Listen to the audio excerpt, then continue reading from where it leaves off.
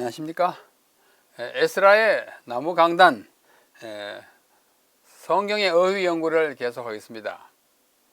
성경의 어휘를 연구하는 목적에 대해서는 매번 간단히 언급했기 때문에 오늘은 여기서 생략하고 지나가겠습니다.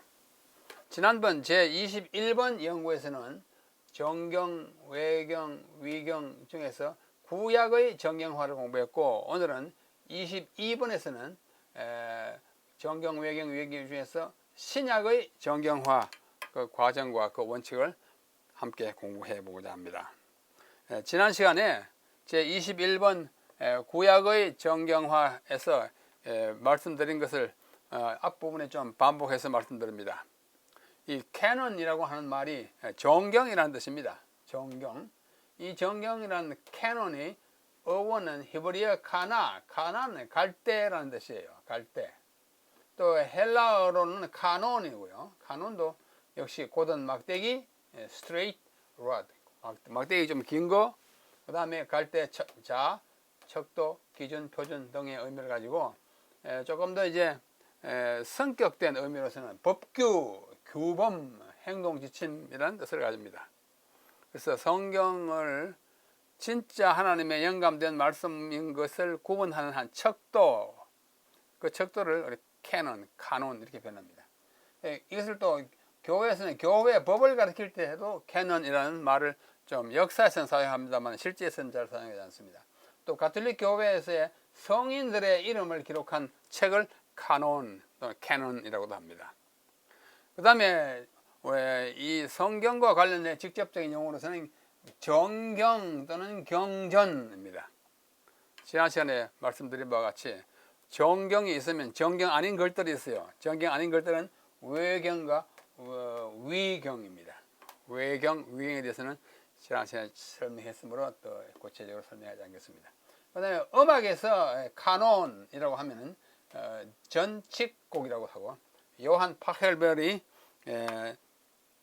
카논이라고 하는 곡을 작곡했다는 이야기를 지난 시간에 하였습니다. 그리고 이 정경을 이제 진짜 하나님의 성경이라는 것을 인정하는 과정, 그 정경화인데요. 정경화를 영어로는 canonization이라고 합니다. 정경으로 만들기, 정경으로 인정하기, 그런 뜻입니다. 그런데 똑같은 canonization이 시성식, 성인으로 초대하는 예식, 초대하기라는 뜻으로도 canonization을 씁니다. 성인으로 인정하기, 어떤 사람이 그 신앙적 깊이와 또 교회에 끼친 선한 감화가 클 때 성인으로 초대하는 가톨릭 교회의 그 의식이 있습니다. 그 과정을 canonization이라고 하고, 또 우리는 정경으로 인정하는 것을 정경화 canonization 합니다. 구약의 39권과 신약의 27권 합쳐서 66권이 정경화의 과정을 거쳐서 오늘날 우리의 성경으로, 정경으로 확정된 것입니다. 거기에 포함되지 않은 것을 우리는 외경 또는 위경이라고 합니다. 여기서 우리는 정경화의 그 역사, 그 과정과 기준을 연구함으로써 우리에게 전수된 이 66권의 성경의 기원과 권위를 이해하고 인정하려고 합니다. 지난 시간 구약에서 오늘은 신약을 이야기합니다. 신약의 정경화의 과정을 좀 말씀드리겠습니다. 2000년 역사가 깁니다만은 정경화 작업은 초기 그리스도 교회의 한 400년까지 거의 이제 완성 단계에 이르게 되는데, 그 과정을 잠시 말씀을 드리겠습니다. 먼저 AD 1세기 말, 즉 AD 96년에 바울의 편지서들이 묶음으로 유표됐어요. 이 바울 편지서 해가지고 뭐 고린도서, 로마서, 갈라디아, 골로새 하는 묶음으로, 이것을 특별한 뭐 이름 없이 바울의 편지서들의 묶음이라는 그런 묶음으로 유포되었습니다. 근데 그 중에 로마의 클레멘트라고 하는 이 교부가 예수의 말씀, Words of Jesus, 영어로 말하면, 과 함께 바울의 서신들을 귀중하게 평가하였으나 경이라는 말을 쓰지는 않았습니다. 우리 경에, 성경이라고 읽을 줄 알지만 이걸 예수의 말씀과 바울의 편지는 아주 중요하다 해가지고 하나의 그 중요한 연구와 우리 독서의 대상으로 삼았던 것입니다. 아주 귀중하게 평가했습니다.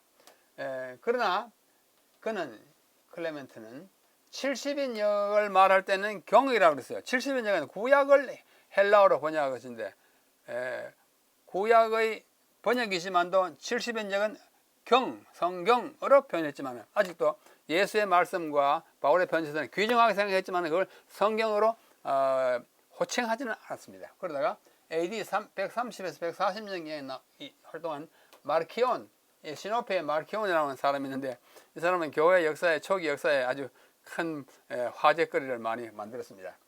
소아시아의 감독이었는데요. 그리스도교 성경의 확정적, 배타적, 고유한 목록을 제안한 첫 인물입니다. 이것은 성경이다! 라고 이렇게 한 인물이에요. 그러나 그가 인정한 성경이라고 하는 그 내용, 대상은 오늘날 우리와는 아주 다른 것입니다. 그는 특별히 구약을 부인했어요. 또 구약에 묘사된 하나님을 열등한 존재라고 말했습니다. 구약의 하나님은 신약의 예수님이 가르치신 하나님과 맞지 않다고 그렇게 주장했어요. 구약의 하나님은 너무 무자비하다고 할까, 가오하다 할까, 이거 진짜 사랑의 하나님 아니다 이렇게 오해한 것입니다. 그래서 그가 자기 뜻에 맞는 것들만 골라가지고 한 묶음으로서 이건 성경이다 했는데 그것은 그야말로 자기에 맞는 것이고 또 자기에 맞지 않는 것은 고쳐가지고 누가복음과 닮은 새로운 복음서 The Gospel of the Lord 주님의 복음서라는 책을 자기가 만들어서 쓰게 됐는데 결국은 그는 이단으로 판정이 돼서 파문당했습니다. 이 마르키오는 참 문제 많은 사람이었어요. 그러다가 제2세기에 중립됐을 때 유스티노스 마르티로스 영어로 하면 저스틴 마르터 이렇게 표현합니다. 우리가 교부들의 이름이나 서양 역사에 나오는 사람들의 이름을 너무 영어식으로 먼저 받아들이기 때문에 영어식으로만 발음하는 데는 상당한 그 문제가 있고 어려움이 있습니다.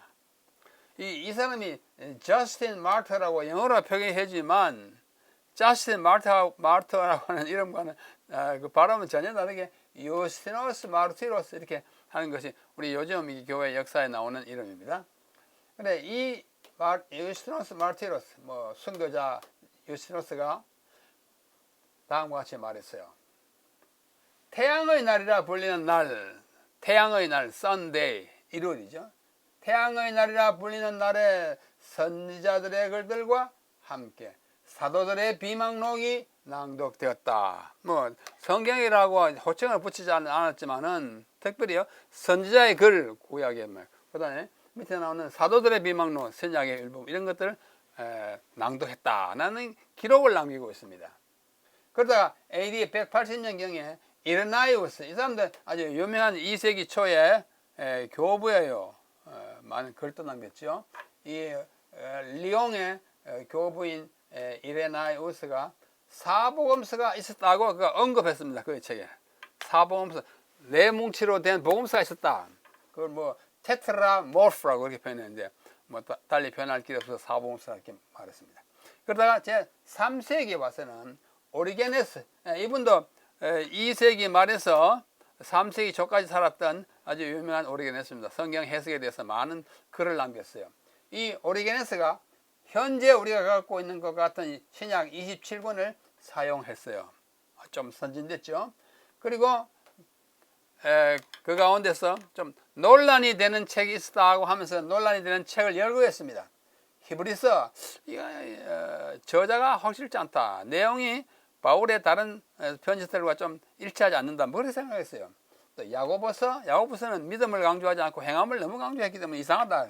베드로 후서, 요한 2서, 요한 3서, 유다서, 요한 계시록. 이 책은 뭔가 깨운치 않다 이렇게 생각했습니다. 이 사람이 오리게네스가. 그래서 이 책들을 안티레고메나, 말씀된 것과는 좀 다르다, 배치된다는 그런 이름으로 일컫게 되었습니다. 그 밖에 이제 330년 경에 오면은 아주 유명한 교회 역사가 있습니다. 초기 교회의 가장 유명한 교회 역사가요. 에우세비우스. 이 사람도 흔히 영어식으로 요세비우스라 이렇게 말하는데 이 사람이 영국이나 미국 사람 아니잖아요.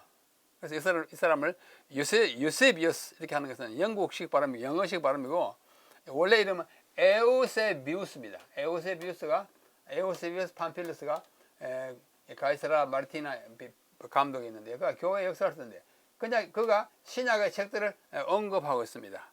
이건 신약의 책들에 이러한 것이 있다 언급한 적이 있습니다. 그 다음에 이분이 역사가이기 때문에 교회 역사라고는 아주 유명한 책을 남겼는데 그 책 자체는 전수되지 못하고 많은 책에 인용된 것으로 남아 있습니다. 근데 그의 이제 분류에 의하면 인정된 글들이 있고 신약 가운데 논란된 글들이 있고 가짜로 판명된 거부된 글들이 있다 그렇게 했습니다. 인정된 글들은 호모 레고메나라고 했어요. 호모는 진짜다 그 말이에요. 그 다음에 안티 레고메나 조금 전에 얘기했죠. 야 논란 이건 좀 이상하다 뭔가 다른 점이 있다 논란을 많이 거쳐서 이제 신약에 들어왔는데요. 그 다음에는 아주 가짜 슈데피그라프 거부된 글들이 있습니다. 그래서 아주 인정된 글들로는 사복음 마태 마가 누구야 사도행전 바울 편지서 요한 일서 베드로 전서 가지고 요한계시론 이 인정된 것으로 보는 사람도 있고 인정되지 않고 여기처럼 거부된 글에 속하는 경우도 있습니다. 요한계시록은 좀 어렵고 복잡한 책이잖아요. 많은 그 이상 속에 나오는 이상한 형태의 짐승과 나라와 이런 것들이 막 엉켜 있기 때문에 인가 그렇게 했어요. 그래서 인정된 글들은 이런 것이 있고 논란된 글들은 야고보서, 유다서, 베드로 후서, 요한 2서, 3서, 히브리서가 있었고 가짜로 판명된 것은 바울 행전 이것은 오늘날 우리 신약에 포함되지 않은 것입니다. 목자들 글이 있어요. 헤르마라고 하는 목자가 있었는데 베드로 묵시록, 바나바서, 사도들의 교훈, 베드로 복음, 도마 복음, 마띠아 복음, 안드레와 요한 행적 등등은 거부된 가짜 문서라 말하면 그 지은이가 그 책이 표방하는 그 지은이가 아닌 책 그런 것들로 분류되기도 하였습니다. 그러다 363년에 라오디게아에서 회의가 열렸어요. 종교회의가 열렸습니다. 그때 종교회의 회의로 가운데 정경만을 읽어야 한다라는 그 결의를 했다고 기록되어 있습니다. 그러나 그 정경이 뭔지는 그 목록은 제시하지 않았어요. 그때 정경이라는 단어를 처음 사용하기 시작합니다. 캐논. 그 다음에 367년 부활절 서신에서 아타나시우스가 그 당시에 아주 이름난 또 하나의 학자요 교부였어요. 그러니까 부활절 서신에서 27권으로 된 신약을 정경화하였다. 헬라로 카이노니조메나이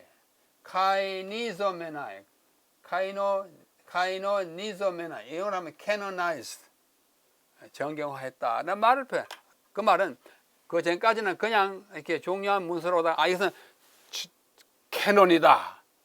이제 인정할 만한 하나님의 말씀이라고 확정했다는 말을 사용하고 있습니다. 이게 4세기 이제 중엽이에요. 그 다음 4세기 말에 와서 히포레기우스 종교회의가 또 열렸어요. 여기는 라오디게아 열렸고 히포레기우스에서만 종교회의에서는 현재 신약을 다 받아들인 첫 번째 종교회의로 기록되고 있습니다. 그러다가 397년에 불과 한 4년 후에와 또 한 20년 후에 열린 카르타고 종교회의가 또 있어요. 카르타고 북아프리카에 있는 카르타고에서 종교회의가 열렸는데 이 회의는 정경의 요약문들을 낭독하고 결의했습니다. 이 책들은 내용이 이러이러하다 하고 우리 하나님의 말씀만 받아들인다. 정경화 결의했어요. 이때 누가 주재했느냐면 그 유명한 아우구스티누스. 이 아우구스티누스는 정말 아주 중요한 5세기 초, 4세기 말 5세기 초의 교부 아닙니까? 흔히 어거스틴이라고 부르는데 어거스틴은 참 이상한 표기입니다. 어거스틴이 아니고 아우구스티누스. 어거스틴은 영어의 오가스틴을 우리말로 좀 비슷하게 이제 음력한 것인데요. 이 아우구스티누스가 주재한 이 카르타고 종교회의에서 정경이 이미 완성된 것으로 언급함으로써 정경의 역사가 끝납니다. 이상과 같이 그리스도교가 시작된 이후로 많은 성경 신약의 기록이 남겨진 이후에 그것을 참된 하나님의 말씀으로 이렇게 정경화하는 과정에 대하여 살펴보았습니다. 그러면 정경을 정할 때에 신약을 정경화할 때의 기준이 무엇이었는가 한번 살펴보겠습니다. 신약 정경화에 적용된 원칙과 기준은 다음과 같다. 첫째는 사도성입니다. 어떤 책이 그 책이 그야말로 사도에 의해서 기록된 거냐, 인정할 만한 사도, 12사도나 바울사도나 뭐 이런 사도에 의해 기록되었는가 하는, 또는 사도들의 지원과 인정을 받았는가, 그 사도성이 있어야 정경으로 선택될 수 있습니다. 첫째는 사도성이고, 둘째는 영감성이에요. 책의 저자가 성령의 영감을 받았다는 내적인 증거가 있는가, 자기가 그냥 뭐 생각난 대로 또는 인정적으로 어떤 사람에게 개인적으로 부탁한 것이 아닌가, 영감받은 흔적을 지니고 있는가 하는 것이 둘째 기준이었고, 셋째는 그 내용에 있어서 영적이고 다른 정경과 조화를 이루는가. 아무리 좋은 것이라 할지라도 이미 있는 다른 성경 또는 구약 등등과 조화가 되지 않고 서로 상충되면 정경으로 택할 수가 없었습니다. 그러므로 그 내용에 있어서 통일을 이루고 조화가 되는가 하는 것이 중요하고, 네 번째는 보편성이에요. 보편성이라는 말은 이미 교회가 받아들여서 보편적으로 읽고 그 성경의 교훈을 따르고 있는지, 보편적인 인정을 받았는가 하는 이 네 가지를 기준으로 삼아서 어떤 것은 정경으로 선택되었고 어떤 것은 정경으로 선택되지 못했습니다. 그래서 그 정경으로 선택되지 못한 책을 우리는 외경, 영어로 아포크리파라고 그러고요. 또 그다음에 그야말로 좀 엉터리 같은 책들은 위경이라 그랬어요. 슈데피그라파 이렇게 표현했습니다. 자, 예를 들면 여기 한 정경에 포함되지 아니한 한 책이 있습니다. 그것은 외경 아니면 위경이겠죠. 자, 외경일지 위경일지 한번 봅시다. 도마복음이라는 것이 있어요. 이것이 발견돼 가지고 우리나라 말로도 번역되고 뭐 사람들이 굉장히 연구합니다. 이 진짜 복음인가 아닌가. 자, 진짜 정경에 포함될 수 있었을까 없었을까 봅시다. 그 내용 중에 다음과 같은 게 포함됐어요. 시몬 베드로가 그들에게 말했다. 여자들은 멀리 가게 하소서. 여자는 살 가치가 없기 때문입니다. 그렇게 말했다고 해요. 그러자 예수님께서 받아서 말씀하시기를, 그리하지 말라. 내가 그를 인도하여 남자가 되게 하리니 그러면 그도 너희 남자들과 같이 살아있는 영이 되리라. 남자가 되는 여자마다 천국에 들어갈 것이라고 말하였다라고 도마복음에 기록되어 있어요. 여러분, 이게 사도 베드로가 한 말이겠습니까? 뭐라고 그랬어요? 여자를 멀리 가게 하십시오. 살 가치 없는 존재입니다. 예수님이 뭐라고 그랬어요? 그렇게 하지 마라. 그 여자도 남자가 되면 될 거 아니냐? 남자가 되면 뭐라고 그랬어요? 천국에 들어간다. 정말 얼토당토 않는 말이에요. 제가 보기에 이것은 외경의 가치도 없고 위경입니다. 가짜입니다. 베드로가 그런 말을 했을까? 예수님이 이렇게 말씀하셨을까? 그 어떤 원칙에도 맞지 않기 때문에 성경에 들어가지 못했습니다. 사람들이 뭐 그럴듯한 책이라 하지만 그렇지 않았어요. 자, 신약에서 제외된 외경과 위경에는 다음과 같은 것들이 있습니다. 이 다 정경에 없는 책들입니다. 첫째, 복음서 형태를 취한 것이 있어요. 뭐 야고보 복음, 마리아 출생으로부터 헤롯 왕의 유아 살해 명령이 일어날 때까지의 이야기를 썼는데 굉장히 재밌어요. 저는 이거 다 읽어봤어요. 읽어보면은 마리아가 아이를 배웠을 때 그 두려움, 또 그의 이제 정혼한 남자 요셉이 마리아를 데려오려고 하는데 아이를 배가지고 그 고민이 많았어요. 그 천사 가브리엘 천사가 뭐 요셉 와서 달래고 버리지 마라, 성령으로 잉태되었다. 마리아도 겁이 났지만은 천사가 와서 위로하고. 그 어떤 면에 재미있는 책이지만은 그러나 너무 좀 신화적인 면이 있어서 정경에 포함되지 않았습니다. 그 다음에 도마복음 조금 전에 얘기했죠. 거기에는 예수님의 5살 때부터 12살 때까지 행적이 많이 기록되어 있고, 니고데모 복음 또는 빌라도 행적이라는 책이 있어요. 이것도 참 재밌습니다. 제가 다 읽어봤어요. 빌라도가 고민합니다. 예수를 버리자니 너무 귀한 존재이고 또 예수를 보호하려니 군중이 무섭고 그런 얘기가 다 나와요. 바돌로메 복음, 예수의 음부에서의 경험, 저 지하 감옥에 갔다고. 예수님이 거기 갔다고 합니다. 그 다음에 애굽인의 복음, 예수와 살로메와의 공상이 망상이야. 베드로복음 이런 것들이 복음서 형태로 된 외경과 위경이고, 그 밖에도 히브리인의 복음, 에비온파 복음, 목수 요셉의 복음, 마리아 출생 등등등 있어요. 그다음 둘째 형태는 행전 형태입니다. 우리 사복음서 다음에 사도행전이 있듯이 안드레 행전, 도마 행전, 빌립 행전, 안드레와 마띠아 행전, 요한 행전, 바울 행전, 이런 행전인데 다 진짜 그들이 쓴 행전이 아니라 가짜입니다. 그냥 어떤 사람이 말을 듣고 얘기했는데 뭐 베드로가 기록한 것처럼 하고 있어요. 셋째는 편지서 형태입니다. 복음서 형태하고 같아요. 복음서 있고 행전이 있고 바울 편지 뭐 있듯이 편지가 많습니다. 성경에 포함되지 아니한 외경, 위경. 라오디게인들에게 보내는 바울의 편지. 바울은 라오디게 서가를 쓰지 성경에는 없습니다. 뭐 로마, 고린도, 갈라디아 있지만은 이게 외경이 있어요. 고린도 제3서, 고린도 전서 후서밖에 없는데 제3 고린도 전서가 있어요. 그 엉터리 같습니다. 바울과 이거도 작가 세네카와의 교신 대화니까 편지예요. 또 베드로가 야고보에 보낸 편지, 바울을 막 공격하는 편지를 야고보에게 막 써보냈어요. 바울이 뭐 믿음 말은 가지고 하면 되는가 머리가면서 사도들의 편지가 있고, 마지막으로 묵시록 형태. 우리 성경에도 요한 계시록 형태입니다. 계시문학, 육시문학의 산물 나타나는 문서들은 매우 많습니다. 그 중에 대표적인 것이 베드로 묵시록, 바울 묵시록, 도마 묵시록, 스데반 묵시록 등등 있어요. 이상의 외경과 위경은 신약의 형식을 모방한 것인데 제2세기로부터 제8, 9세기까지 본인이 직접 안 쓰고 가명으로 또는 차명으로 이름을 빌려가 쓴 것이에요. 2세기에서 쓰면 사도들이 썼을 리가 없습니다. 사도는 맨 마지막 사도 요한이 100년경에 죽었어요. 그렇죠? 2세기는 그 다음이잖아요. 그러니까 가명 또는 차명으로 뭐 베드로 묵시록을 베드로는 벌써 몇십 년 전에 죽었습니다. 이와 같은 형태가 있다는 것을 생각하십시오. 자, 우리가 구약의 정경화 바로 앞 시간에서도 살펴봤지만 정경과 외경과 위경은 정경과 외경, 위경은 역사성과 영감성과 저자명에 있어서 정경은 다 확실합니다. 역사성이 확실하고 영감도 대응거책이고 저자도 확실해요. 베드로전서는 베드로가 썼습니다.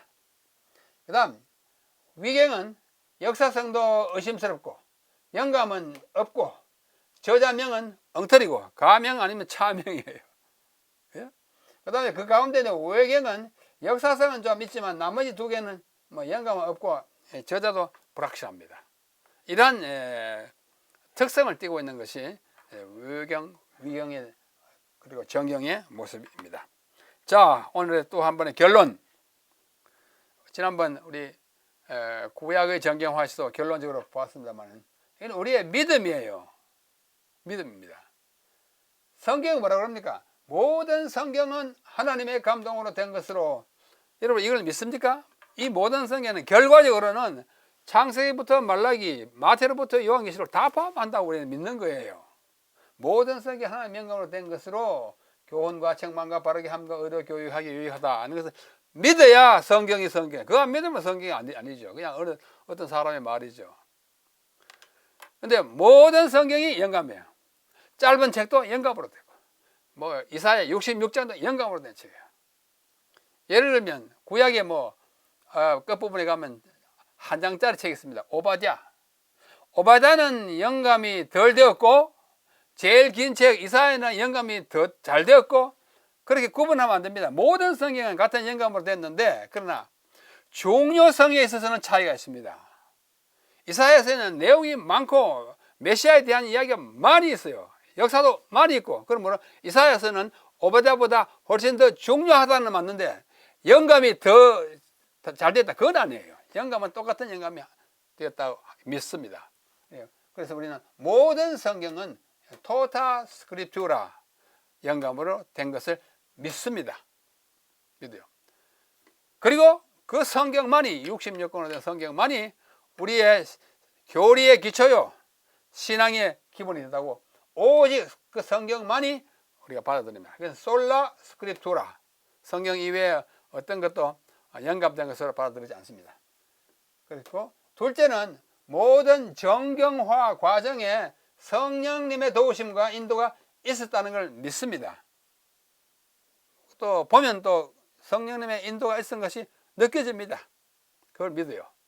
그래서 정경은 구약 39권, 신약 27권으로 완결되었다고 믿습니다. 아직도 열려 있으면 더 정경으로 들어올 수 있고 있던 거 나갈 수가 이러면 이 신앙에 혼란이 생기고 하나님의 뜻이 뭔지 알 수가 없어요. 그래서 우리는 닫힌 정경, closed canon을 믿습니다. 더 이상 그 외에 다른 것을 집어넣는 것은 이단들이 하는 얘기입니다. 그렇죠? 우리 정통 그리스도교의 신조는 닫힌 정경은 66권으로 완결되었다.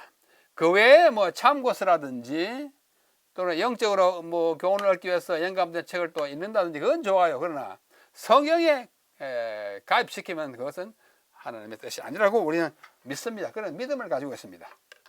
자, 이상으로서 오늘 우리 정경, 외경, 위경을 공부하면서 특별히 신약의 정경화 과정을 살펴봤습니다. 지난 시간 구약의 정경화에 의해서 우리는 이렇게 함으로써 우리가 갖고 있는 신약 27권이 정말로 하나님의 뜻으로 기록된 그리고 합당한 우리 신뢰를 받는 하나님의 말씀인 것을 믿습니다. 정경에 대한 믿음을 이렇게 우리는 정리하는 것입니다. 모쪼록 이렇게 확정된 정경 안에서 하나님의 뜻을 찾고 깊이 연구하여 그것이 오늘날 우리에게 의로 교육하기에 올바른 책임이라는 사실을 받아들이고 연구하고 믿는 성도들이 다 되시기를 간절히 바라면서 다음에는 또 다른 주제를 가지고 함께 공부하겠습니다. 오늘 여기서 마칩니다. 안녕히 계십시오.